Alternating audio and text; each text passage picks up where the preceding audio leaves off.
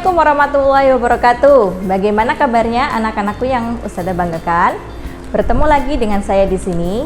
Kali ini kita akan belajar bersama-sama tentang bagian yang terakhir dari bab pendapatan nasional, yaitu tentang pendapatan per kapita.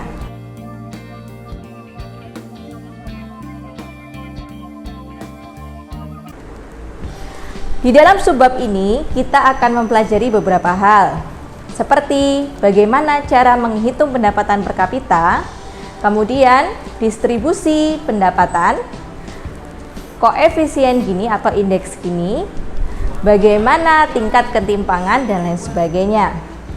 Apa manfaatnya jika kita mempelajarinya? Kalian bisa lebih memahami bagaimana tingkat kemakmuran dan kesejahteraan dari suatu negara, contohnya negara kita.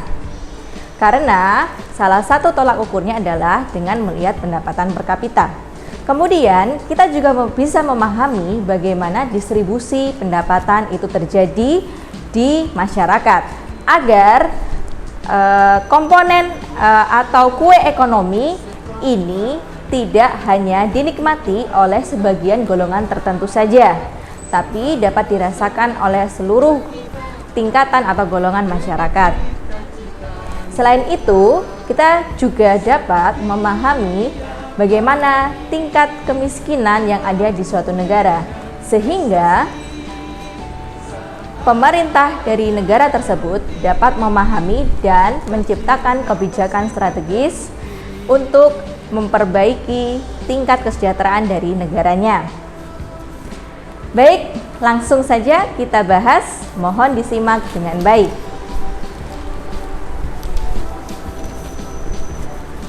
Baik, Soli-Soliha, kali ini konsep yang akan kita pelajari yaitu tentang perhitungan pendapatan per kapita. Seperti yang Ustazah sampaikan sebelumnya, bahwa pendapatan per kapita ini sering digunakan sebagai ukuran dari suatu kesejahteraan atau kemakmuran dari negara dan juga tingkat pembangunannya. Nah, apa rumus untuk menghitung pendapatan per kapita? Rumusnya adalah IPC, singkatan dari income per kapita, sama dengan jumlah, ini tanda sigma ya, jumlah GNP Gross National Product ya, jumlah PNB atau PNB ya bahasa Indonesianya, yaitu pendapatan nasional bruto, dibagi dengan jumlah P. P ini adalah population atau jumlah seluruh penduduk. Gampang ya? Oke, saya ulangi. Pendapatan per kapita sama dengan jumlah pendapatan nasional bruto dibagi dengan total atau jumlah seluruh populasi. Nah, perlu kita ketahui bahwa Bank Dunia juga memiliki standar untuk memahami bagaimana tinggi rendahnya PNB per kapita dari suatu negara. Yang pertama, apabila negara tersebut dikatakan pendapatannya itu rendah, maka pendapatan per kapitanya atau PNB per kapitanya di bawah 955 US dollar. Apabila negaranya memiliki pendapatan menengah bawah, maka PNB per kapitanya 956 US dollar hingga 3.895 US dollar. Untuk kategori negara menengah tinggi pendapatannya ya, PNB per kapitanya yaitu 3.896 US dollar sampai 12.055 dolar. Dan yang paling baik yaitu negara yang memiliki pendapatan yang tinggi dikategorikan di dalam PNB per kapitanya 12.056 US dollar atau lebih. Nah, bagaimana dengan negara kita? Itu nanti menjadi tugas kalian. Kira-kira tahun kemarin negara Indonesia masuk yang mana ya?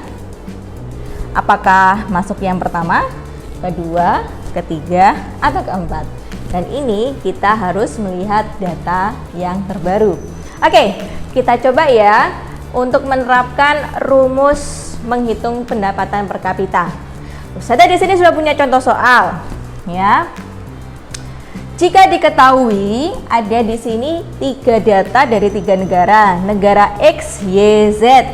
Nah, PNB-nya, produk nasional brutonya dalam rupiah, untuk negara X 120 triliun, negara Y 100 triliun, negara Z 50 triliun.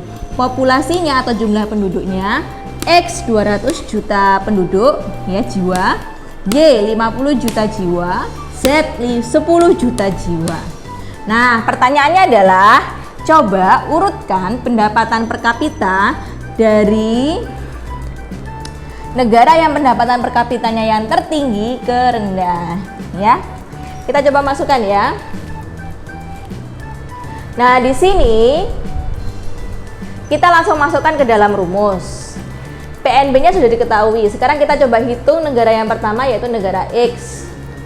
Negara X memiliki PNB-nya adalah 120 triliun. Triliun itu jumlah nolnya berapa? Ada 12.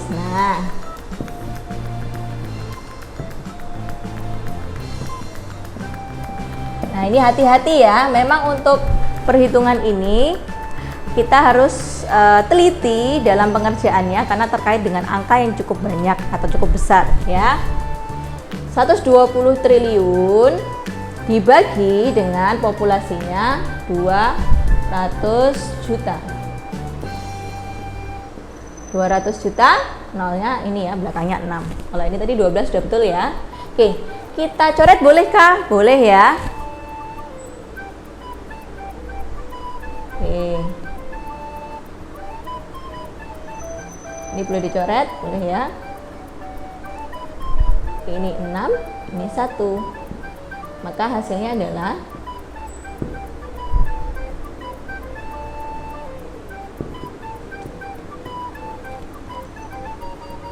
ini ya. Nol yang tersisa 1, 2, 3, 4, 5. Jadi di sini ada nolnya 5, kemudian 6 bagi 1, 6. Nah, ini ya.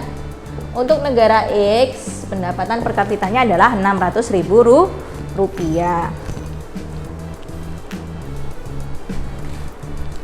Sekarang kita lanjut ke negara Y. PNB-nya adalah 100 triliun rupiah.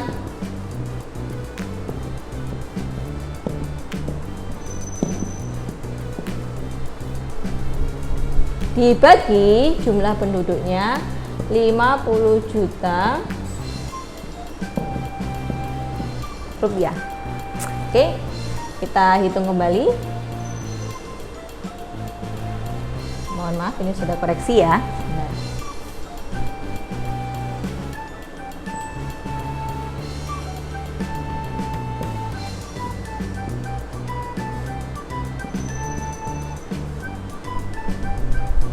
Nol yang tersisa adalah 1, 2, 3, 4, 5, 6.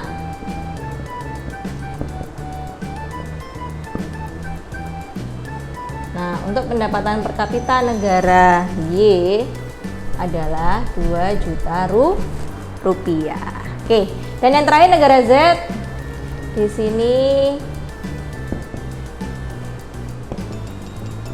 pendapatan nasional brutonya dia 50 triliun dibagi populasinya 10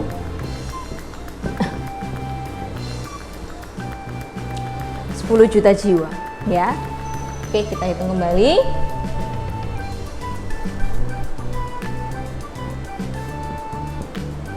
Nol yang bersisa adalah hasilnya di sini untuk negara Z 5 juta rupiah. Nah, kesimpulannya adalah jadi negara yang punya pendapatan per kapita tertinggi negara mana? Negara Z disusul dengan negara Y, dan yang terakhir adalah negara X ya. Ini nomor 1, ini nomor 2, ini nomor 3. Oke, dan perlu kalian cermati di sini, walaupun PNB dari negara X ini besar ya, lebih besar daripada negara Y dan Z, ternyata karena jumlah penduduknya sangat besar, pendapatan per kapitanya ternyata paling kecil ya. Sementara negara Z dengan PNB-nya itu yang paling kecil di antara yang lain, tapi jumlah penduduknya lebih sedikit, pendapatan per kapitanya ternyata yang paling tinggi. Nah, di dalam kehidupan kita sehari-hari, negara tersebut dapat kita temukan. Contohnya adalah negara Singapura, di mana pendapatan per kapita dari negara Singapura ini jauh lebih tinggi daripada di Indonesia. Coba cari datanya ya. Nah, karena apa? PNB-nya juga tinggi, tapi jumlah penduduknya lebih sedikit. Baik, itu pembahasan kita yang pertama. Selanjutnya kita akan bahas tentang distribusi pendapatan nasional. Menkyu mengatakan bahwa penghasilan seseorang itu bergantung dari penawaran dan permintaan untuk kerja orang tersebut. Nah, hal ini tergantung kepada kemampuan alami modal manusia, adanya diferensial kompensasi ya. Jadi kemampuannya ya, kemudian diskriminasi dan seterusnya. Sehingga kalau dalam kehidupan kita dapat melihat bahwa setiap individu atau setiap personal ini bisa jadi memiliki pendapatan yang berbeda-beda. Ada yang sama pekerjaannya, tapi ternyata penghasilan yang didapatkan berbeda ya. Hal ini bisa tergantung dari salah satu faktor yang sudah disebutkan tadi ya. Contohnya bisa jadi jenis pekerjaannya sama, tapi perusahaan tempat dia bekerja berbeda ya. Nah, inilah yang bisa menyebabkan juga adanya kesenjangan pendapatan antara orang satu dengan orang yang lainnya.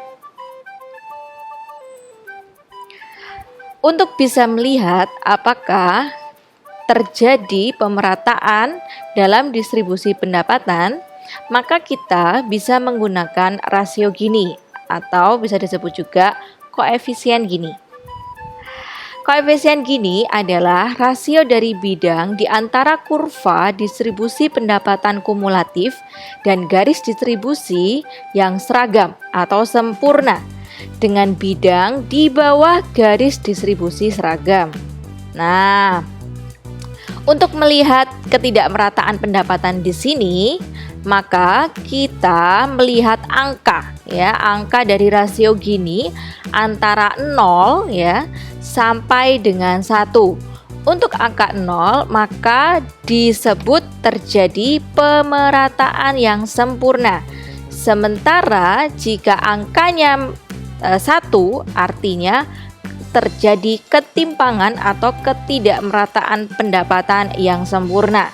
Nah, derajat inilah sebagai tolak ukur ketidakmerataan dari distribusi pendapatan di antara penduduk. Nah, bagaimana cara menghitungnya? Maka rasio Gini ini juga terkait dengan kurva. Kurva apakah itu? Namanya kurva Lorenz ya. Sehingga untuk mendapatkan rasio Gini, kita menghitung rasio bidang yang terletak antara garis diagonal dan kurva Lorenz. Dibagi dengan luas separuh bidang, di mana kurva Lorenz itu berada. Baik, ini untuk angkanya tadi ya. 0 itu merata sempurna. Kalau X kurang dari 0,4 maka disebut tingkat ketimpangan rendah. Apabila X di antara 0,41 ya hingga 0,5 kurang dari 0,5 maka disebut tingkat ketimpangannya sedang. Apabila X-nya di atas 0,5 dan di bawah 1 maka tingkat ketimpangannya tinggi. Sementara kalau 1 tidak merata sempurna atau bahasa sehari-harinya adalah kekayaan ini atau pendapatan ini hanya dikuasai oleh satu pihak. Ya, kalau 0 merata sempurna artinya semuanya menikmati kue ekonomi secara sama ya, tidak ada perbedaan. Nah, ini contohnya kurva Lorenz-nya ya, bentuknya ya. Di sini kalian bisa melihat di sini ada garis ya lurus ya dari 0% ke 100% ya. Garis lurus ini ya, Kalau di sini garisnya warnanya kalau tidak salah ini hitam ya. Ini adalah garis distribusi sempurna, yaitu garis 45 derajat. Ya. Sementara itu di sini misalnya ada contoh nih kurva Lorenz-nya ini ya, garis merah ya. Nah, ini kurva Lorenz-nya ya. Semakin jauh dari garis distribusi sempurna kurva Lorenz-nya ini ya, yang merah, semakin jauh dari garis distribusi sempurna, artinya tingkat ketimpangannya semakin besar. Sehingga area yang berwarna hijau ini adalah area ketidakmerataan pendapatan. Oke, sumbu Y-nya ini adalah kumulatif pendapatan, sumbu X-nya adalah bagian kumulatif populasi. Ya, jadi pendapatan dibandingkan dengan populasi penduduknya.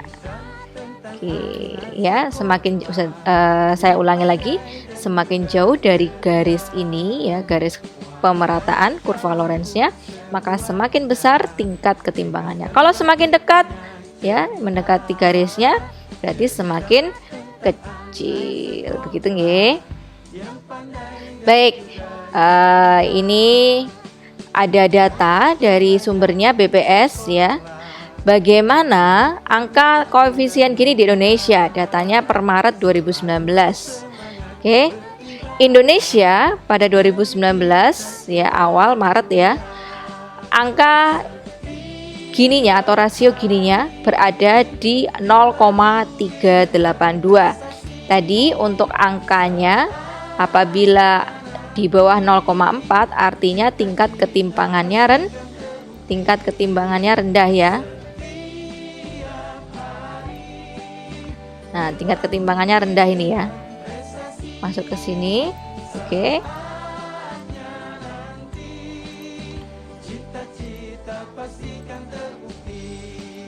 Nah, kita kembali lagi ke sini. Nah, Indonesia berada di 0,382. Indonesia posisinya rendah ya. Indeks Gininya rendah.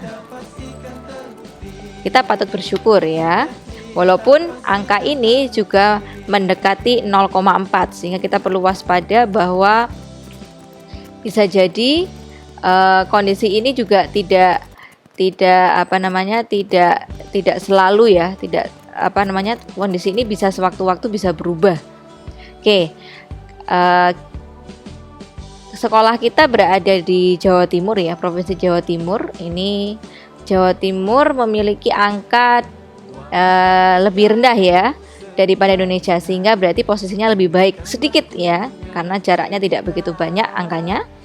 Dan provinsi yang terbaik ya untuk koefisien Gininya adalah 0,269, yaitu Kepulauan Bangka Belitung ya, 0,28 ini juga masih rendah ya. Oke. Kemudian disusul provinsi yang lain. Bagaimana yang paling timpang untuk seluruh provinsi di Indonesia adalah Daerah Istimewa Yogyakarta dengan indeks Gininya ya, rasio Gininya adalah 0,423, sehingga kalau di atas 0,4 ini termasuk tingkat ketimpangannya sedang. Oke.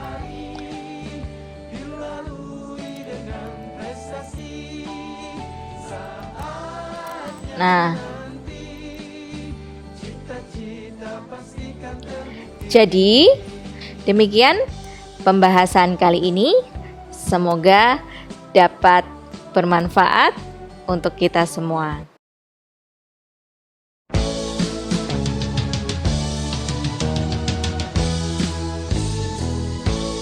Kurang lebihnya mohon maaf. Wassalamualaikum warahmatullahi wabarakatuh. Sampai jumpa di pembahasan materi selanjutnya.